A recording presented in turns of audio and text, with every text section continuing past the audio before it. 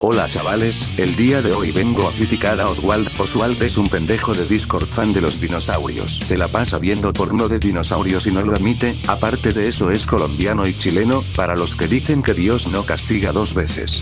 Aparte de esto el pendejete dice que el reggaetón viejo y la música electrónica son mejores que el rockcito, a la vez de que se pone de foto de perfil un pan pensando que es random, pero cuando se burlan de él se pone como gata en celo y llora como putita.